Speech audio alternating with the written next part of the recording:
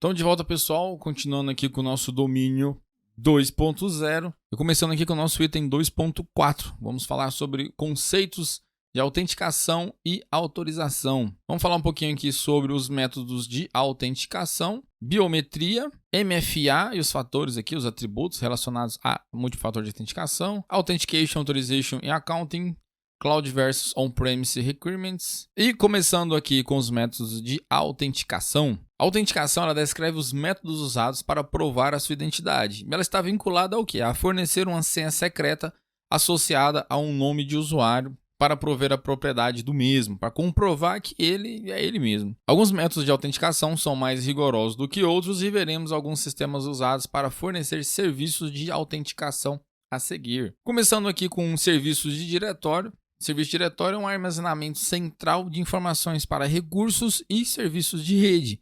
Permite aos usuários acessar recursos de rede como computadores, impressoras, serviços de e-mail, servidor de arquivo e mais um monte de coisa. Os serviços de diretórios permitem aos administradores agilizar a gestão dos recursos e da segurança de rede.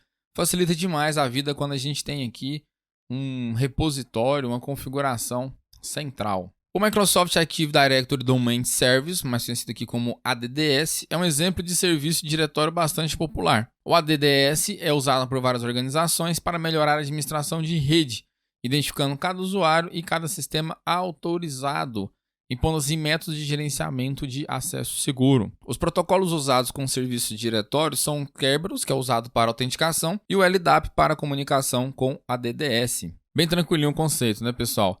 E falando aqui agora um pouco sobre federação, quando um grupo de empresas assina um contrato, um acordo ali, para usar os mesmos dados de autenticação, para identificar os usuários ali que têm algum vínculo com essas empresas. Cada empresa administra seu próprio sistema de gerenciamento, seu sistema ali que vai controlar os usuários, senhas e coisas do tipo. E aí a federação ela usa um dos sistemas de gerenciamento de identidade dessas empresas para autenticar os usuários, permitindo acessos aos recursos compartilhados para os membros da federação. Como eu tenho um certo contato com a parte educacional, existe uma federação muito conhecida chamada Eduroam.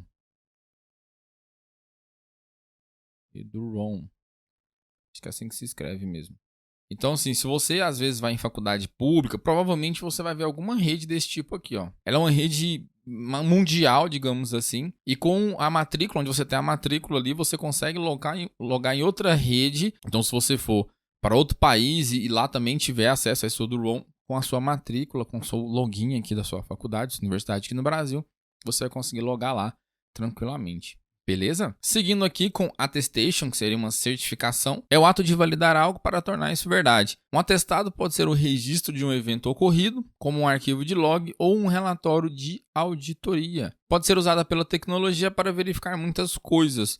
Um exemplo, a máquina virtual, um SEO, validar que o hardware em que eles estão rodando é o esperado, é o que ele está imaginando ali. Esse conceitozinho de certificação bem tranquilinho, né? E vamos falar agora aqui um pouco sobre as tecnologias envolvidas para implementar uma autenticação. Começando aqui com TOTP, Time Based On Time Password. Seria um token de senha de uso único com base em tempo, time-based, ou tokens de senha dinâmicos síncronos. São dispositivos ou aplicativos que geram senhas em intervalos de tempo fixos. Obviamente, se trabalha aqui baseado em tempo, ele precisa ter os relógios sincronizados com um servidor de autenticação, pois usa o carimbo de data e hora para gerar essas senhazinhas aqui, que de tempo em tempo elas vão mudando. Para autenticar, basta inserir a senha de uso único mostrada juntamente com um PIN, ou senha como segundo fator de autenticação.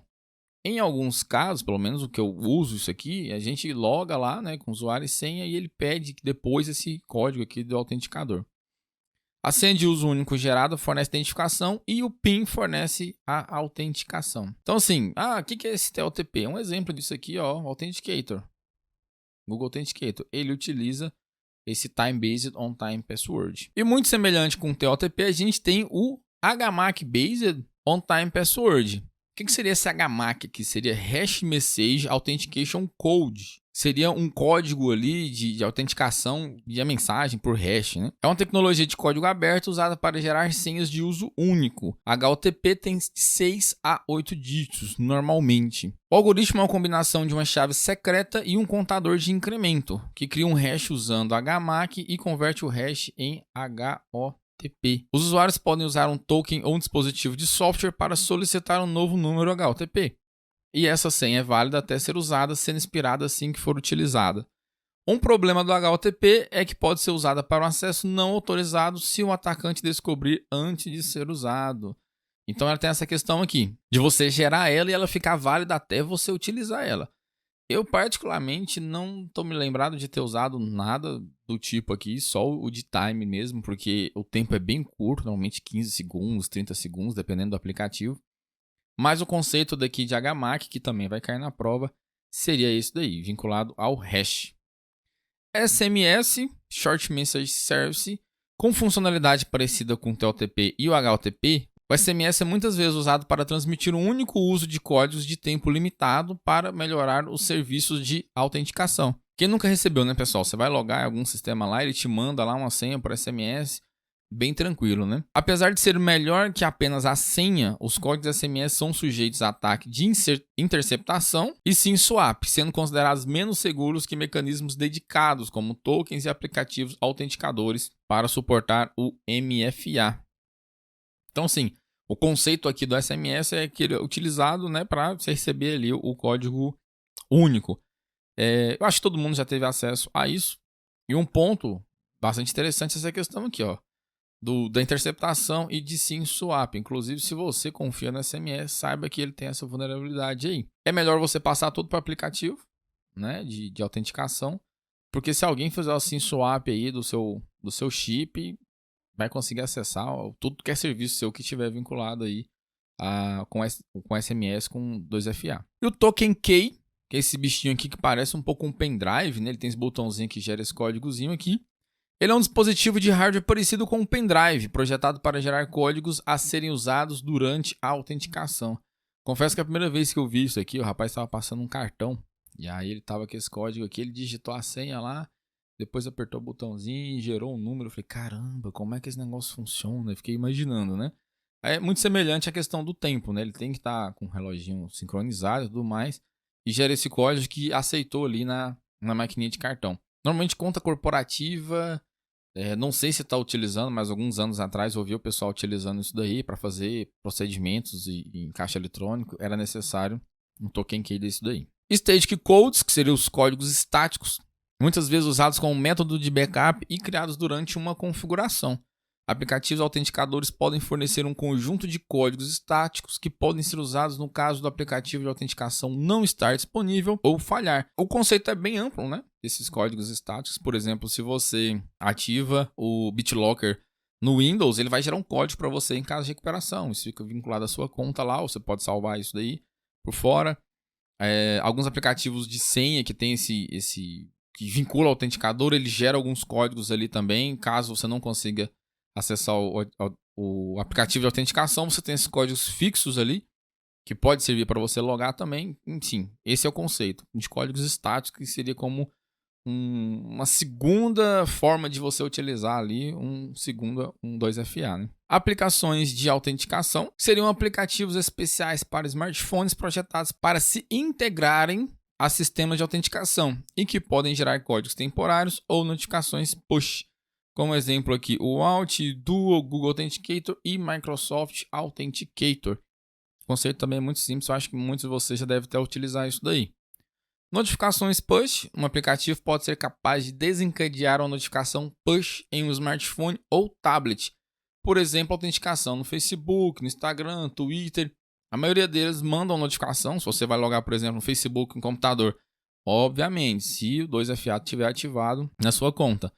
Loga pelo notebook ou algum outro computador desconhecido e ele manda uma notificação ali para o seu celular para você autorizar isso, e depois tem uma cadeia ali de passos, né? Mandar por e-mail, SMS, coisas do tipo. Mas isso é outro conceito também. Uma ligação de telefone.